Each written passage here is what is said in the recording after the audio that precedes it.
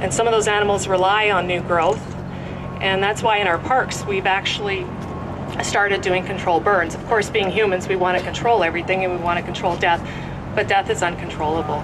And this is one way, organ donation, that death can give back to life. And it's an easy decision, just talk to your family. We knew what Patricia's wishes were, and it was a no-brainer. On First to 12F. And then who picks it up from there? No, he goes all the way to the cellar door. Now I'd like to turn the mic over to George, and he can tell a bit of his story. Can you keep recording? Thank you, everybody, and I want to thank the following. I want to thank the City of Calgary for arranging this very, very important event. Special thanks goes to Sharon Stevens, who on short notice acted very aggressively to help put this together. I want to thank the Deputy Mayor, Andre Chabot, for coming out here to represent the city. And I also want to thank the following: Boston Pizza and Travelodge. I'm traveling with no money, no budget. I've been greyhounding it since I started in St. John's 7 months ago. And in order for me to reach each community, I got to get people to find a place for me to sleep, and then I got to eat, of course. And I've been at this for 10 years now, and this is our 6th campaign. We came here 3 years ago with Christopher's wish, a 14-year-old boy that needed a liver transplant. And we were trying to show where things were at with organ donations. A 14-year-old boy who needed a liver transplant his entire life, and his beeper didn't go off, and thank God he's alive still today, but you know what? He still hasn't received his liver. So what we did 10 years ago was we took this issue to the forefront because people thought that Canada didn't have a shortage when it came to organs donations.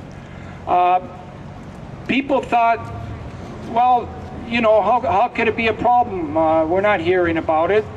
And to wrestle with certain people, I mean, when we were first advocating our campaign, we said that Canada had one of the lowest organ donations in the entire world 10 years ago, and we were getting crucified for saying that. Now, after like 5, 6 years, 7 years, governments are starting to realize that that's the case. Every day somebody is dying, and still organs aren't not only not getting used, they're thrown in the garbage.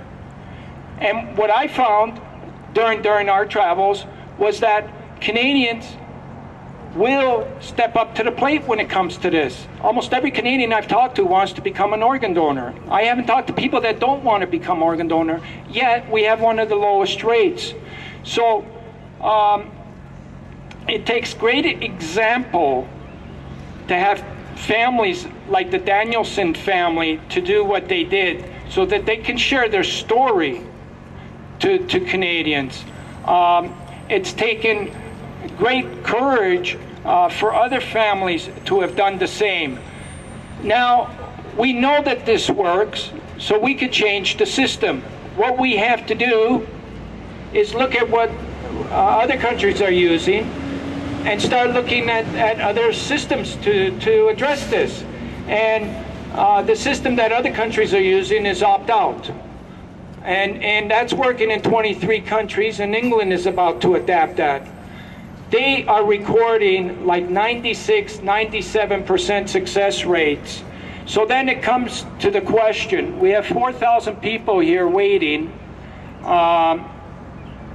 and more than 2/3 of those people will die. Every day somebody's dying. How badly do we want to save those Canadians that are on our waiting list?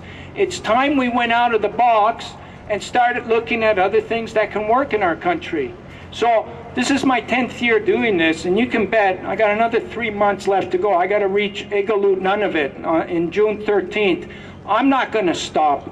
And I know that Canadians across the country that have come out to support me, like Mark Lack and other very, very generous people, are going to continue supporting us as we go along the campaign. But we're going to do this until Canada gets it right, where nobody has to die waiting for an organ transplant. That's our goal. And we're happy to announce that Calgary had selected a student, and his name is Greg Baxter. And he is the student that's going to carry the torch today. And he is from National Sports School. And I want to also thank the Calgary Police Department for offering a great escort today and taking part in these activities. So far, I can say between the youth and all the police forces across Canada, they get it. And we're hoping that the rest of the country gets it, including our government. And if we can all get it, we won't have anybody dying on that waiting list. I can assure you of that. So with all great ado, I'll bring it back to Mark. Thank you. Now we'll set up the torch lighting. So now what we're going to do is we're going to set up the torch lighting. So we'll just get everything ready here. Under Michelle, shouldn't they be? Yeah. Oh, Michelle. Sorry. And is your sister here? Is your sister here? Is that your uncle? That Art? No. Okay, so. Yep. So if you three can hold it and put it up high so that they, and then after I light it, you'll be passing it to, but we'll wait for a few photo ops. You'll be passing it to Greg, okay? Is that everything okay?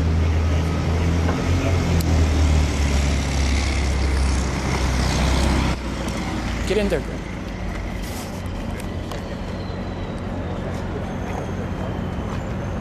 Getting closer, you guys.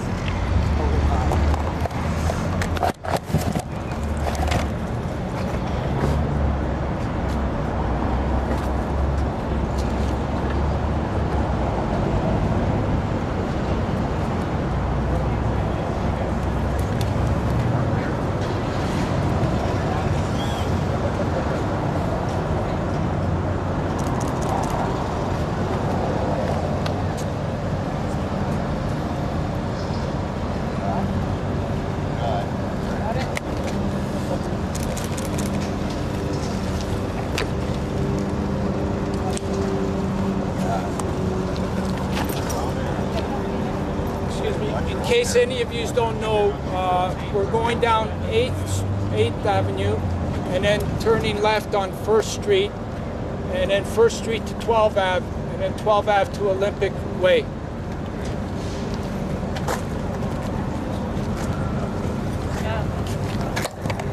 Is this your book? Oh, okay.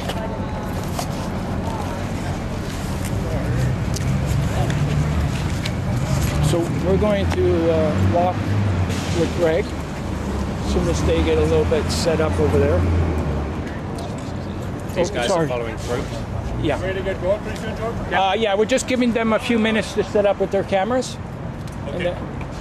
We can probably stage up down at the bottom of the roadway then. Okay, so you want him to be right behind you then, eh? He'll be behind the other sergeant. I'm going to be behind him. Oh, okay. Perfect. Are you going to be walking with us? Yeah, do you have all your stuff, or you got a bag In the car, right? yeah. So Can I'll you walk carry with you. this? And that's just on that. See you guys. Thank you very much. Thank you, George. Thanks, Mark.